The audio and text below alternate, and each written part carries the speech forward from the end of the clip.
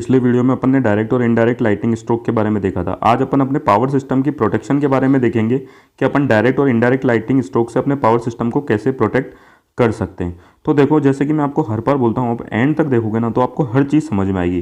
तो देखो, मैं शुरू करता हूँ। देखो, जो मेजोरिटी ऑफ फॉल्ट होते हैं अपने पावर सिस्टम में, वो ट्रांजाइंट नेचर के होते हैं, ठीक है ना। अब ये ट्रांजाइंट नेचर के फॉल्ट आते क्यों हैं? देखो, मेन कारण तो है स्विचिंग ऑपरेशन की वजह से आते हैं और दूसरा लाइटनिंग की वजह से आते हैं। अब देखो, अपन इंटरेस्टेड हैं किसके लिए? लाइटनिंग की वजह से जो फॉल्ट आते हैं वो पढ़ने में, ठीक है ना। तो देखो, मैं सबसे पहले ये वाली बात लिखता हूँ कि जो अपने पावर सिस्टम या जनरेटिंग स्टेशन है और जो सब स्टेशन है ना, उनके जो अपने इक्विपमेंट है वो डायरेक्टली एक्सपोज होते हैं किसके?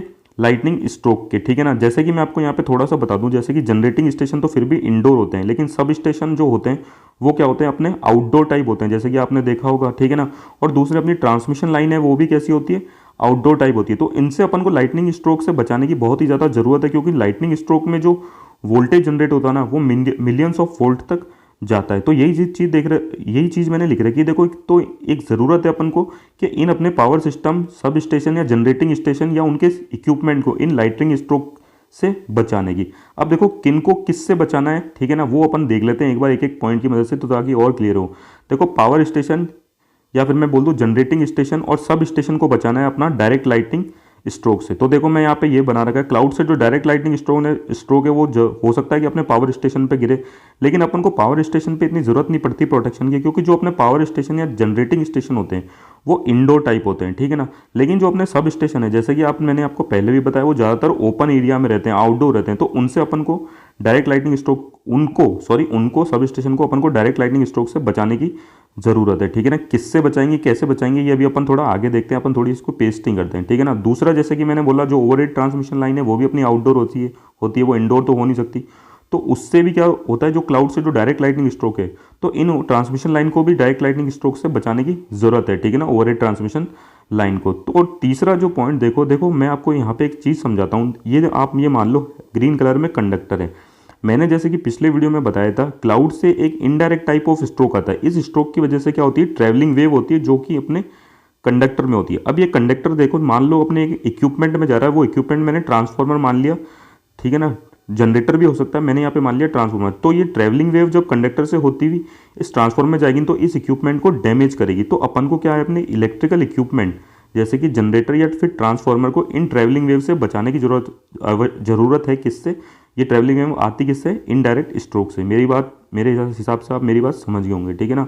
तो देखो, अब अगर जो ये प्रोटेक्शन है वो देने की जरूरत आई, ठीक है ना, अगेंस्ट लाइटनिंग के अगेंस्ट अपन को ये प्रोटेक्शन देने की जरूरत आई। तो जो डिवाइस जो प्रोटेक्ट करने के काम आएंगे, ठीक है ना, लाइटनिंग से, वो है कौन कौन से?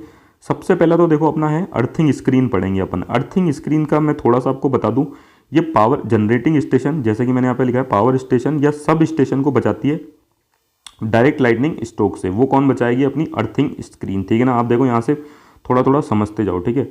दूसरा आप पढ़ेंगे अपन ओवरहेड ग्राउंड वायर। ये अपने जो ट्रांसमिशन लाइन है, ठीक है ना, ट्रांसमिशन लाइन को बचाएगी किससे? डायरेक्ट लाइटनिंग स्ट्रोक से। और तीसरा जो पढ़ेंगे ना अपन, वो पढ़ेंगे क्या? Lightning arrester. अब ये जो लाइटनिंग अरेस्टर है ना, ये अपने जो इक्विपमेंट होते हैं, जैसे कि मैंने यहाँ लिख रखा है एपरेचर्स, आप मान सकते हो इक्विपमेंट, इसको अपने डायरेक्ट लाइटनिंग स्ट्रोक से भी बचाएंगे और इनडायरेक्ट लाइटनिंग स्ट्रोक से भी बचाएंगे। अब देखो, जैसे कि मैंने आपको बताया था, इनडायरेक्ट लाइटनिंग स्ट्रोक कंडक्टर में कैसे आते हैं?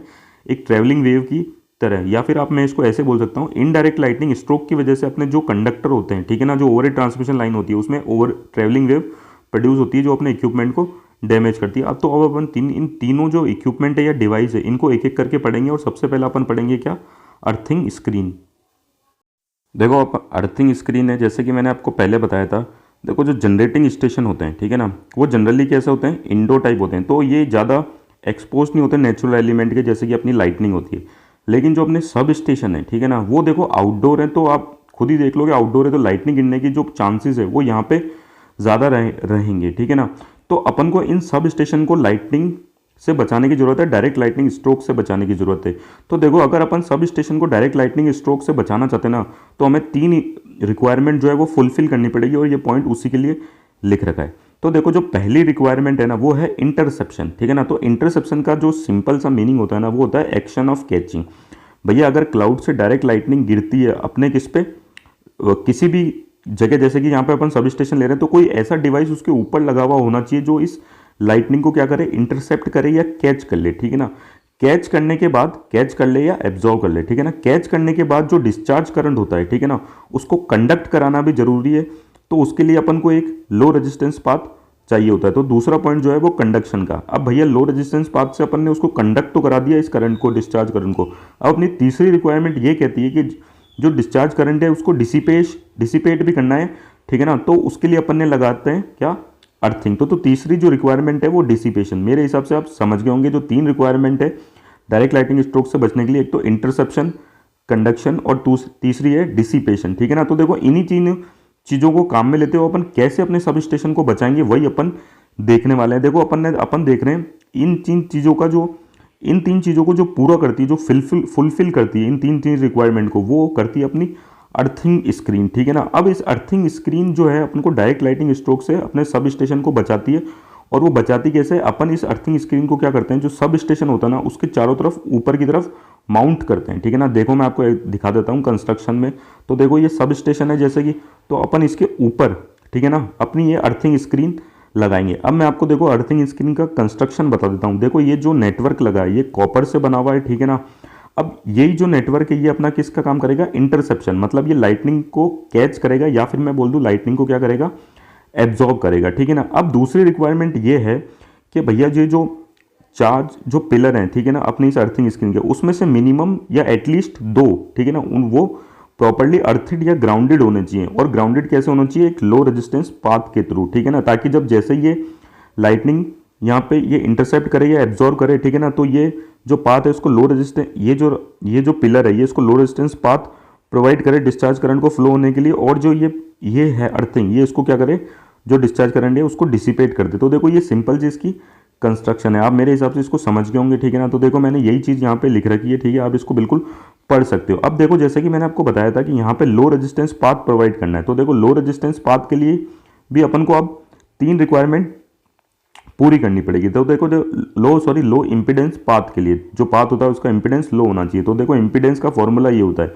तो भैया रेजिस्टेंस लो होना चाहिए जैसे कि मैंने यहाँ पे लिख रखा है, रिएक्टेंस लो होना चाहिए जैसे कि मैंने यहाँ लिख रखा है। तो तीसरा पॉइंट है वो बहुत ही अच्छा सा है, ये बोलता है proper clearance from any other conducting object which में provide separate uncontrolled part to the ground. मतलब जैसे कि मैं आपको ये बताता हूँ, देखो यहाँ पे एक है ना, ये जो पिलर था जो लो रेजिस्टेंस पाथ प्रोवाइड कर रहा था, मान लो कि उसके टचिंग में या उसके आसपास कोई कंडक्टिंग ऑब्जेक्ट रखा हुआ है।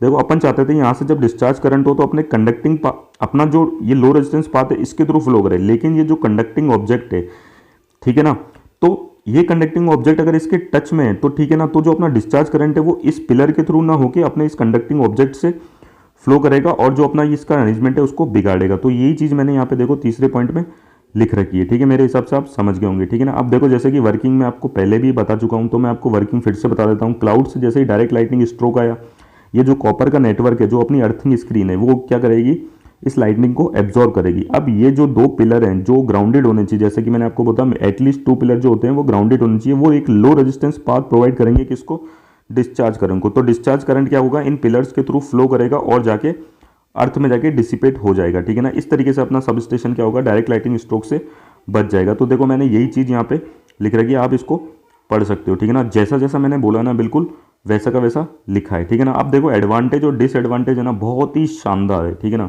अब देखो मान लो कि यहाँ पे वो सब स्टेशन है अपना और उसको अपन ने प्रोटेक्ट कर रखा है अपनी अर्थिंग स्क्रीन से, कोई दिक्कत नहीं है भैया, डायरेक्ट लाइटिंग स्ट्रोक है ना वो अपने सब स्टेशन को बचा लेगा। अब मान लो सब स्टेशन में एक ट्रांसफार्मर पड़ा है, ठीक है ना। अब ट्रांसफॉर्मेशन में अपन को पता है कंडक्टिंग वायर्स निकलते हैं सप्लाई देने के लिए। अब जैसे कि मैंने आपको पहले भी बोला था, जो इनडायरेक्ट लाइटनिंग स्ट्रोक जो कंडक्टर पे होते हैं उसकी वजह से एक ट्रैवलिंग वेव आती है और ये ट्रैवलिंग वेव कंडक्टर के अंदर होती है। तो देखो ये ट्रैवलिंग वेव जो कंडक्टर के अंदर होती हुई इस सब स्टेशन के अंदर पड़े हुए जब ट्रांसफार्मर में जाएगी, ठीक है ना, तो ये इस ट्रांसफार्मर को डैमेज करेगी। अब इस ट्रैवलिंग वेव से जो कंडक्टर के अंदर से होती हुई जा रही है उसको तो ये अर्थिंग स्क्रीन बचा नहीं सकती। तो यही इसका सबसे बड़ा डिसएडवांटेज है। तो यही इसका एडवांटेज और यही इसका डिसएडवांटेज है कि एडवांटेज तो ये है कि भैया डायरेक्ट लाइटिंग स्ट्रोक से तो ये अपने ट्रांसफार्मर को बचा लेगा, लेकिन जो इनडायरेक्ट लाइटिंग स्ट्रोक आएगा जो कंडक्टर के अंदर ट्रैवलिंग वेव प्रोड्यूस करता है, तो वो प्रोड्यूस करता है तो ये ट्रांसफार्मर क्या होगा, उससे डैमेज हो जाएगा, ठीक है ना। तो ये इसका एडवांटेज है कि भाई डायरेक्ट लाइटिंग स्ट्रोक से तो बचा लेगा और इनडायरेक्ट लाइटिंग स्ट्रोक से अपने इक्विपमेंट को नहीं बचा पाएगा, ठीक है ना। तो पहला एडवांटेज ये है। दूसरा डिसएडवांटेज, ये डिसएडवांटेज ना बोल के इसको आप लिमिटेशन बोल लो, ठीक है ना। और तीसरा जो है ना, जैसे जैसे वोल्टेज इंक्रीज होता जाता ना, तो जो ये अपना अर्थिंग स्क्रीन है इसकी हाइट इंक्रीज करती जाती है और वो थोड़ा अनइकोनॉमिकल हो जाता है, मतलब खर्चा ज़्यादा आता है या ज़्यादा ज़्यादा कॉस्ट खर्च होती है, ठीक है ना। तो ये एक तरीके से डिसएडवांटेज नहीं है, इसकी लिमिटेशन है। अब देखो अपन देखेंगे ओवरहेड ग्राउंड वायर के बारे में। अब देखो ओवरहेड ग्राउंड वायर में सबसे पहला पॉइंट तो यही है कि अपन को पता है कि ओवरहेड ग्राउंड वायर किसको प्रोटेक्ट करते हैं, ओवरहेड ट्रांसमिशन लाइन को प्रोटेक्ट करते हैं, ठीक है। और किससे प्रोटेक्ट करते हैं, अपने डायरेक्ट लाइटिंग स्ट्रोक से प्रोटेक्ट करते हैं। तो पहला पॉइंट तो ये हो गया। अब दूसरा अपन इसका देखो कंस्ट्रक्शन देख लेते हैं, जो बहुत ही सिंपल है। देखो ये आपके दो पोल हैं, ठीक है ना। पोल से ये इंसुलेटर स्ट्रिंग लग रखा है, ठीक है ना। ये दो पोल हैं, जैसे कि ये रहा और ये रहा, इससे दो इंसुलेटर स्ट्रिंग लग रखे हैं, ठीक है। इस पोल से जो नीचे की तरफ है वो अपना लाइन कंडक्टर जा रहा है, ठीक है ना। और इस लाइन कंडक्टर की प्रोटेक्शन के लिए अपन ने इसके ठीक ऊपर अपना ग्राउंड वायर लगाया। तो सबसे पहला पॉइंट तो यही है, जो अपना ग्राउंड वायर होता है ना, वो लाइन कंडक्टर के अबव होता है या ऊपर होता है, ठीक है ना। और ये ग्राउंड वायर है ना, इस लाइन कंडक्टर के हर जगह पैरेलल चलता है, ठीक है ना। अब दूसरी बात ये सुनो, ये ग्राउंड वायर है ना, ये गैल्वेनाइज स्टील का बना हुआ या ACSR कंडक्टर का बना हुआ है, aluminium conductor steel reinforce, ACSR conductor की फुल फॉर्म बता रहा हूँ, ठीक है। दूसरा देखो, ये इससे गैल्वेनाइज स्टील और इससे बना हुआ है, तो मैं आपको यही बता दूं कि क्यों बना हुआ है, क्योंकि इसको स्ट्रेंथ मिल देता है वो, ये मतलब इससे मजबूत वायर बनता है, ठीक है। मजबूत की जरूरत इसलिए क्योंकि ये वायर अगर टूट के इस पर गिरेगा ना, तो अपना शॉर्ट सर्किट फॉल्ट हो सकता है, ठीक है ना। तो एक पॉइंट ये हो गया। और दूसरा पॉइंट मैं आपको कंस्ट्रक्शन का और बता दूं कि देखो, हर टावर या फिर पोल पे ना, इस ग्राउंड वायर को क्या करा गया है, अर्थ किया गया है या फिर ग्राउंडिंग की गई है इस ग्राउंड वायर की, ठीक है ना। और वो की गई है एक लो रेजिस्टेंस पाथ के थ्रू, ठीक है ना। अब ये जो लो रेजिस्टेंस है ना, इस पाथ में एक रेजिस्टेंस लगाया गया है जिसको बोलते हैं टावर फुटिंग रेजिस्टेंस, और इसकी वैल्यू है ना मिनिमम रखी जाती है, जितनी आप कम ले सको, ठीक है ना। और आपको मैं यहाँ पे एक चीज़ और बता दूं कि जो डिग्री ऑफ प्रोटेक्शन है ना, मतलब ये ग्राउंड वायर कितनी कितनी डिग्री तक अपन को प्रोटेक्शन दे सकते हैं डायरेक्ट स्ट्रोक से, वो डिपेंड करता है किस पे, टावर फुटिंग रेजिस्टेंस पे। ये मैं आपको आगे बताऊंगा कि कैसे, ठीक है ना। फिलहाल आपको कंस्ट्रक्शन देख लो। तो जैसे ही देखो क्लाउड से लाइटनिंग आई, ठीक है ना, ये इंटरसेप्ट करेगा ग्राउंड वायर, ठीक है ना, या फिर इसको एब्जॉर्ब करेगा और जो लाइटनिंग डिस्चार्ज करंट होता है वो अपने लो रेजिस्टेंस पाथ और टावर फुटिंग रेजिस्टेंस से होते हुए सीधा ग्राउंड में चला जाएगा, ठीक है ना। तो देखो यही सारी चीज़ मैंने यहाँ पे लिख रखी है, आप इसको बिल्कुल ऐसा कैसा रीड कर सकते हो, ठीक है ना। बिल्कुल ऐसा कैसा लिख रखा है, ठीक है। ये देखो मैं आपको स्क्रॉल कर देता हूँ धीरे धीरे, ठीक है ना। टावर फुटिंग रेजिस्टेंस जो बोलते हैं वो मैंने आपको बता दिया। अब वर्किंग जैसे कि मैंने आपको बताया जैसे शुरुआत में, जो ग्राउंडिंग वायर होता है ना, वो पैरेलल रन करता है किसके, लाइन कंडक्टर के, और उसके अबाउ होता है। और कुछ इस तरीके से इसकी लोकेशन होती है कि जैसे ही क्लाउड से डायरेक्ट लाइटनिंग गिरे ना, तो ये जो ग्राउंड वायर है ये उस पूरी लाइटनिंग को क्या करे, अपने अपने अंदर एब्जॉर्व करे, और एब्जॉर्व करके क्या करे, इस टावर पे जो अपना लो रेजिस्टेंस पाथ है उसके थ्रू होता हुआ किसमें, ग्राउंड में फ्लो करवा दे, ठीक है ना। तो देखो यही चीज़ फिर से मैंने यहाँ पे लिख रखी है, देखो बिल्कुल ये का यही लिख रखी है, आप चाहो तो पढ़ सकते हो, ठीक है। अब देखो जैसे कि मैंने आपको बताया था, एक इंपॉर्टेंट पॉइंट है वर्किंग का। तो देखो जैसे कि मैंने आपको बताया था, ये चीज़ मैंने यही लिख रखी है, जो डिग्री ऑफ प्रोटेक्शन है ट्रांसमिशन लाइन की, किस है ना, बाय ग्राउंडिंग वायर, मतलब ग्राउंडिंग वायर से जो कितनी लेवल तक अपन को प्रोटेक्शन मिल सकती है, ये डिपेंड करता है, जैसे कि मैंने आपको ऊपर बताया, टावर फुटिंग रेजिस्टेंस पे, जो अपने R1 और R2 थे, ठीक है। तो देखो अपन एक टावर फुटिंग रेजिस्टेंस लेंगे और उसकी हेल्प से अपन समझने की कोशिश करेंगे। तो देखो जैसे कि मैंने आपके टावर ऐसा बनाया है, ठीक है। सबसे ऊपर जैसे कि मैंने आपको बोला ग्राउंड वायर होता है, ठीक है। यहाँ पे अपना लाइन कंडक्टर है, ठीक है। लाइन कंडक्टर है जो इंसुलेटर स्ट्रिंग से अटैच हो रखा है, ठीक है।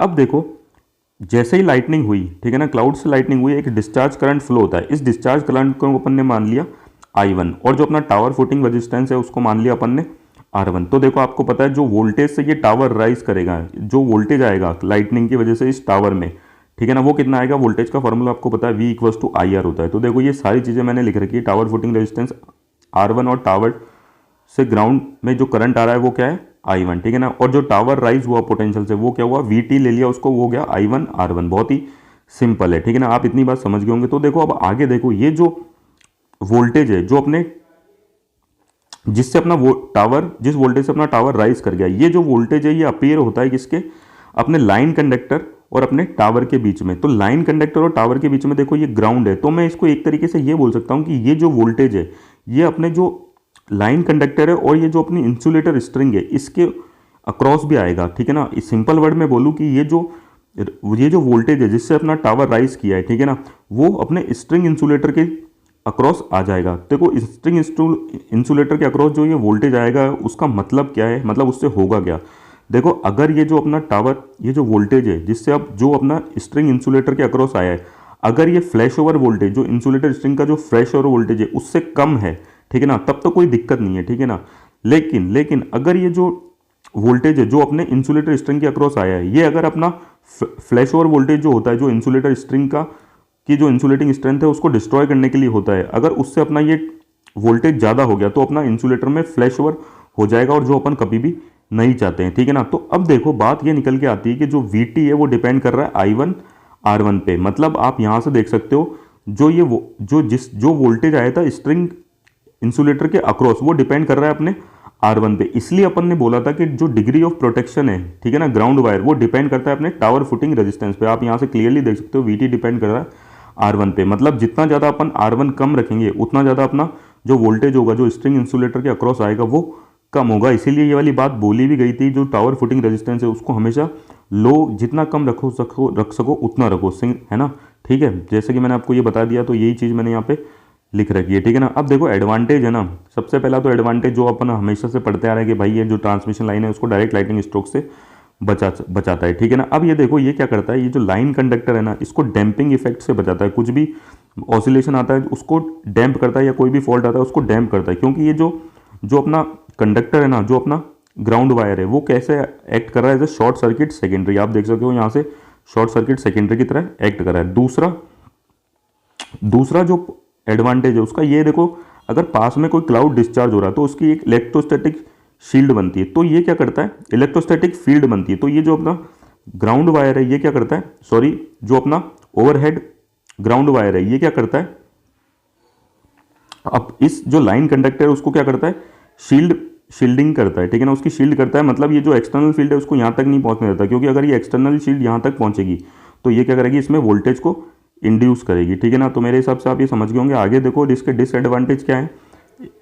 एक तो ये एडिशनल कॉस्ट होती है, ये डिसएडवांटेज नहीं, मैं जैसे कि मैंने आपको पहले भी बोला ये एक तरीके से लिमिटेशन है। दूसरा जैसे कि मैंने आपको पहले बताया था, ग्राउंड वायर की एक पॉसिबिलिटी है कि भाई ये टूटे और अपने लाइन कंडक्टर पे गिरे। तो अपन क्या करते हैं, ये जो अपना ग्राउंड वायर, ये जो वायर है, ठीक है ना, जो अपना ग्राउंड वायर है इसको अपन गैल्वेनाइज स्टील का बनाते हैं, या aluminium conductor steel reinforce conductor का बनाते हैं, ताकि एकदम मैकेनिकली क्या हो, ये स्ट्रांग हो। तो ये था protection against lightning in power system. Thank you.